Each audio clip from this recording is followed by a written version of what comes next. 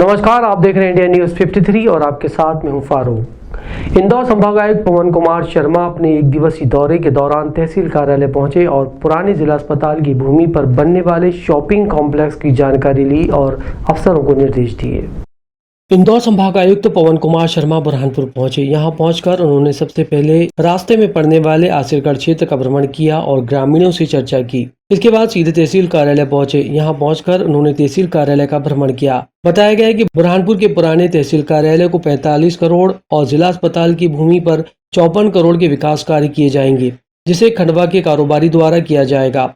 संभाग आयुक्त ने तहसील के अंदर से निरीक्षण करते हुए सड़क पर पहुंचे तो उन्होंने कहा कि भव्य रूप से शॉपिंग कॉम्प्लेक्स बनेगा तो क्षेत्र का विकास और सौंदर्यीकरण देखने लायक होगा। उन्होंने संबंधित अधिकारियों को दिशा निर्देश दिए कि आगामी समय की जरूरतों के मुताबिक इस क्षेत्र का विकास किया जाए। वाहनों की पार्किंग व्यवस्था भव्य होनी चाहिए, क्योंकि हम भविष्य की चिंता करके चल रहे हैं, हमें आगे जाकर परेशानी नहीं हो। उन्होंने कहा कि पार्किंग इतनी बड़ी होनी चाहिए कि हजारों वाहन उसमें आ सकें। रोड को चौड़ा किया जाए, वहीं मास्टर प्लान लगाकर काम किया जाए। कमिश्नर ने अधिकारियों को दिशा निर्देश दिए। मीडिया ने चर्चा करना चाहिए तो उन्होंने कहा कि बुरहानपुर के हीरो तो कलेक्टर प्रवीण सिंह है, इनसे बात करिए। इसके बाद उन्होंने तहसील और जिला अस्पताल के बीच रोड का पैदल चलकर बारीकी से निरीक्षण किया। जिला पंचायत का ऑफिस कैसा नया है? जनपुर बुरहानपुर पुरानी कलेक्ट्रेट भी नया है, रेजिडेंसीज नए हैं, कलेक्टर वगैरह।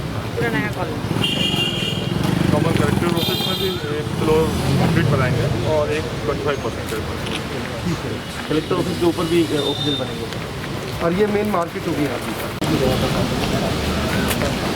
अर्बन तहसील सर, रूरल तहसील और तहसील में एसडीएम ऑफिस के साथ में और दूसरा ऑफिस तो तहसील की जगह निकाल होगा नहीं यहाँ पे। एक वो बुरुस्टिक मॉल टाइप का बनता है और एक वो बना 2 मॉल बने 43.255 करोड़ आएगी और 35 करोड़ 12 करोड़ रुपये 1.2 तो 40 मान लो 40 करोड़ का एक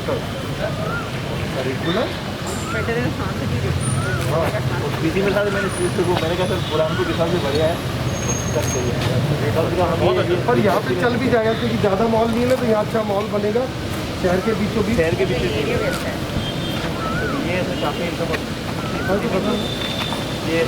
गुरुवार को शहर पहुंचे संभाग आयुक्त ने सावित्रीबाई फुले कन्याशाला में चल रहे वैक्सीनेशन सेंटर का निरीक्षण किया। संभाग आयुक्त पवन कुमार शर्मा ने तहसील कार्यालय का निरीक्षण किया। इसके बाद पैदल तहसील से सावित्रीबाई फुले कन्याशाला अपने अधिकारियों के साथ वैक्सीनेशन सेंटर पहुंचे।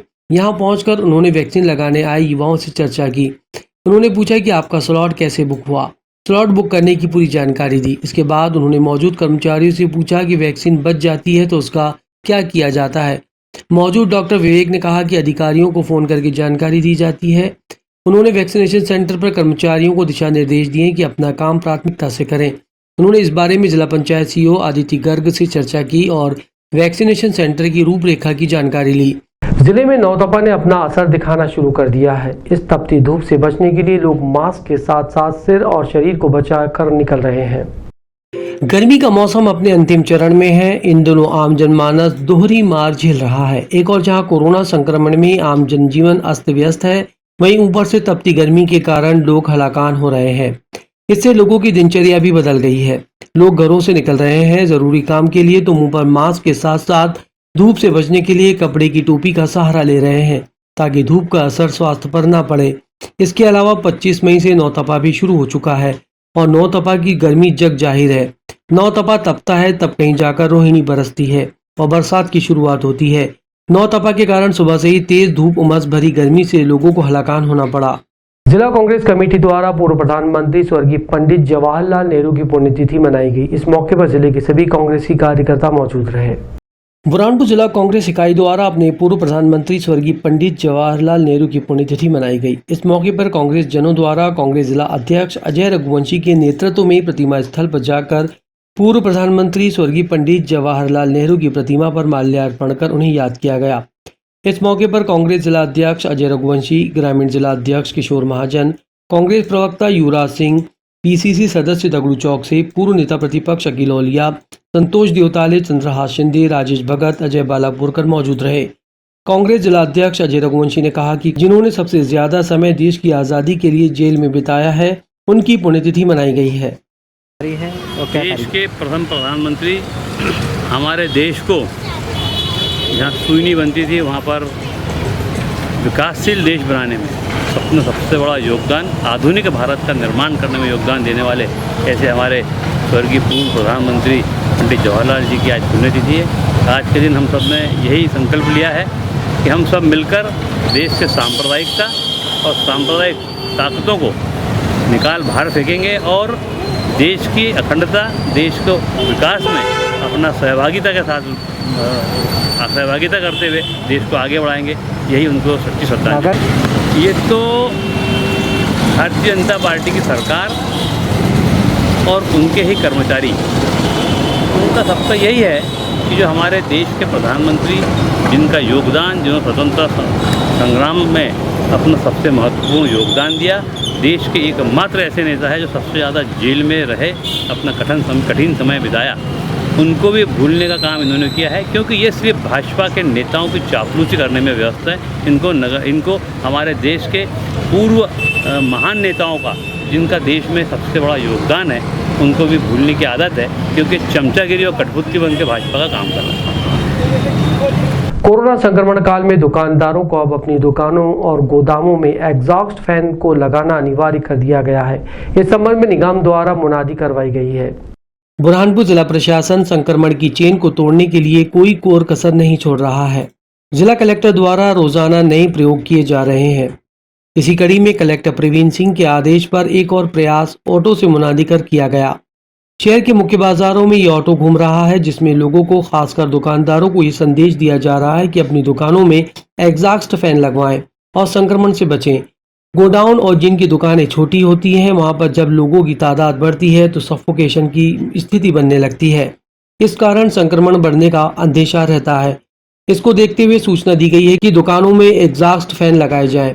निगम अधिकारी विशाल मोही ने कहा कि जिला कलेक्टर के आदेश पर दुकानों, गोदामों के लिए प्रचार प्रसार किया जा रहा है कि एग्जॉस्ट फैन लगाएं ताकि संक्रमण का खतरा न बढ़े और दुकानें नियमानुसार संचालित हों। यदि ऐसा नहीं किया जाता है तो उड़नदस्ते के निरीक्षण के दौरान जिन दुकानदारों की दुकानों में एग्जॉस्ट फैन नहीं मिलेंगे, उनके खिलाफ दंडात्मक कार्रवाई की जाएगी। ये कलेक्टर साहब के मौखिक आदेश आए थे, उसमें शासन की गाइडलाइंस ऐसी आई हैं कि बंद कमरे में एग्जॉस्ट फैन ना होने से संक्रमण से फैलता है। कि कोरोना कर्फ्यू में थोड़ी रियायत दी गई, दुकानदारों को दुकान खोलने की अनुमति गई है, तो इन्हें एग्जॉस्ट फैन लगाने के लिए प्रेरित किया जा रहा है कि ताकि संक्रमण की दर कम से कम रोकी। कोरोना कर्फ्यू के दौरान दी गई छूट में कोरोना प्रोटोकॉल का पालन करवाने के लिए निगम के अफसर अब शहर की दुकानों तक पहुंचने लगे हैं।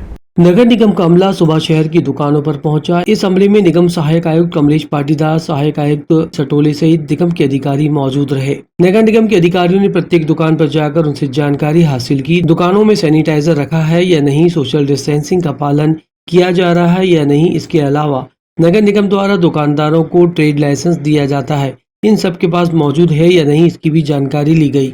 कई दुकानदारों को ट्रेड लाइसेंस का ध्यान ही नहीं था। इतना ही नहीं, नगर निगम के अधिकारियों को आता देख अपनी दुकान के सामने सोशल डिस्टेंसिंग के गोल घेरे बनाते नजर आए।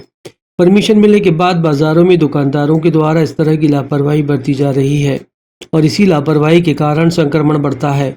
सहायक आयुक्त कमलेश पाटीदार ने बताया कि जिला कलेक्टर के आदेश पर दुकानदारों को कोरोना कर्फ्यू में छूट दी गई है, जिसके बाद दुकानों पर जाकर ये देखा जा रहा है कि दुकानदारों के पास सैनिटाइजर है या नहीं, सोशल डिस्टेंसिंग का पालन किया जा रहा है या नहीं।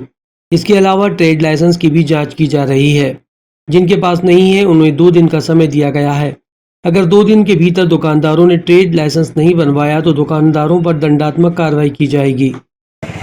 जो माननीय कलेक्टर साहब द्वारा दिए गए निर्देश है फ्लाइंग स्क्वाडों को कि नो मास्क नो एंट्री, इसके अलावा सोशल डिस्टेंसिंग का पालन किया जा रहा है या फिर इनके द्वारा सैनिटाइजर रखा गया कि नहीं है, इन सब चीज़ों की हम चेक कर रहे हैं। इसके साथ ये भी देख रहे हैं कि नगर निगम द्वारा जो प्रदत्त व्यापार करने के लिए ट्रेड लाइसेंस होता है वो इनके पास है कि नहीं है। यदि नहीं है तो इनको 2 दिन का समय दिया गया है कि 2 दिन में ये ट्रेड लाइसेंस बनवाएं और व्यापार करें। नहीं, अभी तक तो ऐसा कोई डेटा हमारे पास नहीं है, लेकिन हाँ कुछ लोगों के पास है, अधिकांश लोगों के पास नहीं है, तो हमने उनको 2 दिन का समय दिया है। मुनादी भी हम करवा रहे हैं जिससे कि लोग सचेत हो जाए। इनके जो पदाधिकारी या इनके एसोसिएशन, उनके अध्यक्षों से भी हम बात कर रहे हैं कि लोगों तक सूचना पहुंच जाए कि ट्रेड लाइसेंस बनवाना है, 2 दिन में बनवा ले, अन्यथा फिर कार्रवाई हम करेंगे हमारी तरफ से। खंडवा में लॉकडाउन का पालन करा रही टीम का विवाद एक महिला से होने के चलते मामला गर्मा गया।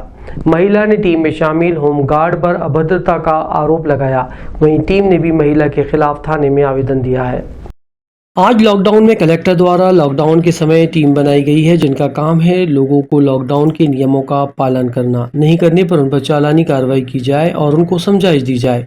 लेकिन अब ये टीम विवादों की टीम बनती जा रही है। खंडवा शहर में आज ऐसा ही एक मामला देखने को मिला, जहां घंटाघर क्षेत्र में एक महिला अपने बेटे के साथ टू व्हीलर से काम पर जा रही थी। तभी टीम ने महिला को और उसके बेटे को रोक लिया। होमगार्ड जवान ने गाड़ी की चाबी निकाल ली। विवाद इतना बड़ा कि जवान ने महिला को कुछ अपशब्द कह दिए, जिसके बाद महिला आग बबूला हो गई और महिला ने होमगार्ड जवान को थप्पड़ मार दिया। वहीं महिला का गुस्सा थमा नहीं, महिला ने पैरों की चप्पल निकालकर होमगार्ड जवान के पीछे दौड़ने लगी। तभी लोगों ने महिला को समझाइश दी और मामला सिटी कोतवाली थाना क्षेत्र में पहुंचा। महिला ने कहा कि मैं घरों में झाड़ू पोछा लगाकर खाना बनाने का काम करती हूं और काम पर जा रही थी। 4 लोगों ने रोक लिया और मेरे साथ अभद्र व्यवहार करने लगे और मेरे साथ कई लोगों ने उनकी अभद्रता को कैमरे में कैद किया। एक महिला होने के नाते किस प्रकार अभद्र व्यवहार हुआ है, इसकी शिकायत आज सिटी कोतवाली थाना में पहुंचकर आवेदन दिया है। ऐसे जवान के विरुद्ध कड़ी से कड़ी कार्रवाई होनी चाहिए जो महिलाओं के साथ अभद्र व्यवहार करते हैं। वहीं इस टीम के प्रमुख दिनेश पांडे ने कहा कि हमारे द्वारा लॉकडाउन के नियमों का पालन कराया जा रहा है। उसी के तहत वाहन चलाते समय महिला के बेटे ने मास्क नहीं पहना था। गाड़ी रोकी तो महिला ने जवान के साथ मारपीट करना शुरू कर दी। इसी को लेकर हमारे द्वारा भी आवेदन दिया गया है। वहीं सिटी कोतवाली पुलिस ने महिला से आवेदन लेकर होमगार्ड जवान और टीम के अन्य सदस्यों से थाने में बुलाकर पूछताछ की। इंडिया न्यूज 53 के लिए मनीष गुप्ता की रिपोर्ट। सर, मैं आज सुबह काम पे जा रही थी, मैं खाना बनाने जाती हूँ तो 2-3 पुलिस वाले घंटाघर पर रुककर और पूरे ने मास्क भी लगाया, मेरे लड़के ने, मैंने भी मास्क लगाया, ऊपर से रुमाल, धूप में इतना रुमाल बांधने के बाद रुमाल बांधा हुआ है तो बोलता है कि हटा रुमाल हटाकर भी बता दिया, वीडियो बना रहे, चाबी छीन ली। मैं बोल रही सर हमको लेट हो रहा है, यहाँ खड़े रहो, कोई गलती नहीं, सब तो जा रहे हैं और आप उनको नहीं देख रहे हो और आप हमारे को देख रहे हो। कितने लोग पीछे से निकल के जा रहे हैं, उनको किसी को नहीं रोक रहा है और रुमाल उतार रहा बोल रहा है। और मैं बोल रही मेरे को लेट हो रहा है, मेरे को चाबी दे दो तो बोलता है कि काय की चाबी, कौन से काम पर जा रही है, ऊपर करके बता। ऐसी गंदी बातें कर रहा, क्या क्या पता नहीं क्या क्या बोल रहा है गंदा। तो इसलिए मैंने इसके मुँह में चप्पल मारी। हम लोगों की जो मोबाइल यूनिट है, हम लोग घंटाघर में ड्यूटी कर रहे थे। उसी ड्यूटी के दौरान जो बिना मास्क वाले जो सवार जा रहे थे उन पर हम लोग रोक कर चालानी कार्रवाई अपनी कर रहे थे। जो संबंधित जो महिला थी ये एक अपने पुत्र के साथ में वहाँ से निकली, उसने गमछा बांध रखा था, मास्क नहीं था। टीम द्वारा उसको रोका गया और रोकने के उपरांत उसको चालान की कार्रवाई के लिए कहा गया। तब उसने टीम पर आरोप लगा और उसके बाद उसने हमारा एक होमगार्ड जवान था उस पर हाथ दिया। दोनों पक्षों द्वारा, हमारे जवान द्वारा भी, महिला द्वारा भी थाना प्रभारी का आवेदन दे दिए गए, जिसकी विवेचना थाना प्रभारी द्वारा भी की जा रही है। सर, हाथ उठाने की नौबत कैसे क्यों आई? ये अभी इनकी जांच में क्लियर हो जाएगा। दोनों लोगों ने अपने वीडियो पक्ष थाना प्रभारी को सौंप दिया। छिंदवाड़ा में महिला कांग्रेस ने सीएम शिवराज सिंह चौहान का पुतला दहन कर प्रदेश में हुई मौत का जिम्मेदार होना बताते हुए उनके खिलाफ मुकदमा दर्ज करने की मांग की है। जिला छिंदवाड़ा में महिला कांग्रेस कमेटी के नेतृत्व में सीएम शिवराज सिंह चौहान का पुतला दहन किया गया। कोरोना से हुई मौतों के आंकड़े सरकार ने छिपाए हैं। शमशान घाट में जल रही चिताएं इस बात का संकेत है कि बड़ी संख्या में कोरोना से मौतें हुई हैं। इसके बावजूद सरकार ने आंकड़ों में हेराफेरी की है। आंकड़ों में बहुत कम संख्या में मृतक बताए गए हैं। जितनी भी मौतें सरकार की लापरवाही से हुई है उसके लिए प्रदेश मुख्यमंत्री शिवराज सिंह चौहान पूरी तरीके से जिम्मेदार है। इन पर हत्या का मुकदमा दर्ज किया जाना चाहिए। जिन लोगों की मौत हुई है आज भी उनके परिवार वाले परेशान हैं, लेकिन सरकार को इनसे कोई लेना देना नहीं। महिला कांग्रेस ने मांग की है कि ऐसे मुख्यमंत्री के खिलाफ मामला दर्ज किया जाए। इंडिया न्यूज 53 के लिए शेख उबैद की रिपोर्ट। जिला छिंदवाड़ा में युवक कांग्रेस ने भाजपा सरकार के खिलाफ मोर्चा खोलते हुए सीएम शिवराज सिंह चौहान का पुतला दहन किया और उनके इस्तीफे की मांग की। छिंदवाड़ा जिला सहित संपूर्ण प्रदेश की जनता को उनके हाल पर छोड़कर एसी बंगलों में सुरक्षित प्रदेश के मुख्यमंत्री, उनके मंत्री और सिपा सालार जब जनता के सवालों और उनकी जरूरतों को पूरा नहीं कर सके तो भाजपाई परंपरा के अनुसार झूठ, फरेब, अफवाह और ध्यान मोड़ने की घटिया राजनीति पर उतर आए हैं। जब यहां उन्हें मुंहतोड़ जवाब मिला तो सत्ता के मद में चूर इन मजबूर भाजपा नेताओं ने पूर्व मुख्यमंत्री कमलनाथ के सवालों से घबराकर उनके खिलाफ FIR दर्ज करवा दी। लेकिन भाजपा सरकार ये भूल गई कि ना तो कमलनाथ झूठ बोलते हैं और ना ही जिला और प्रदेश की जली चिताएं और ना ही कब्र झूठ बोल रही है।